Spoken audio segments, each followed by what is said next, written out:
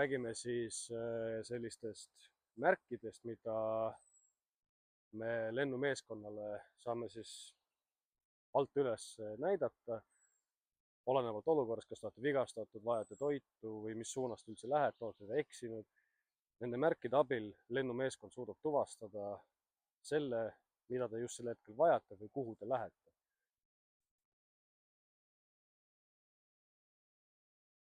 F-täht on pekki läinud. Esimene märk, mida te siin näete, on niisugune i-kujuline, see tähendab, et meil on mingisugused vigastatud isikud, inimesed. Ja sellega saate siis anda märku, mine perse. Teeme uuesti. Esimene märk meil niisugune i-kujuline näitab, et meil on siin vigastatud inimesed kuskil. Teine märk jälle, ehk siis niisugune F. See tähendab, et vajame toitu ja vett. Järgmise märgi juurde liigume, see on nagu paus või siis 2 i, ehk siis vajame esmaabitarvikuid.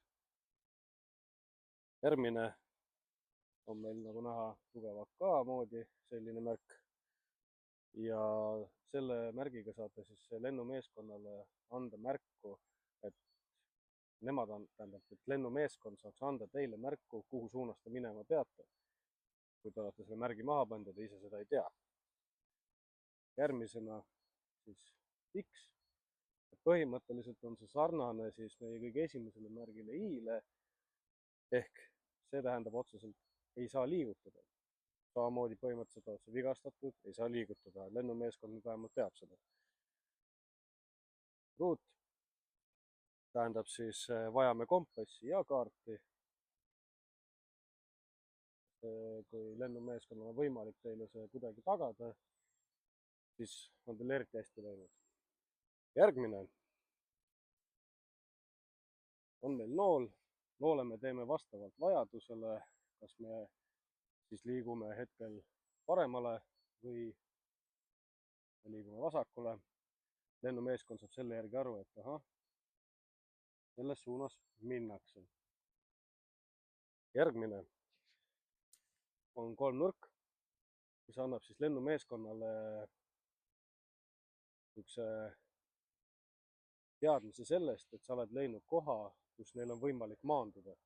Juhul, kui teil on vigastatud või olete tõesti ära eksinud, nad vähemalt teavad, et seal on puhas koht, sinna saavad nad maanduda.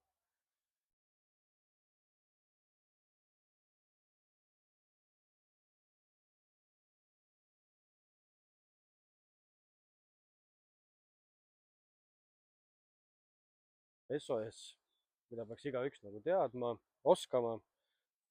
Nagu näha, 1, 2, 3 ehk siis 3 lühikest,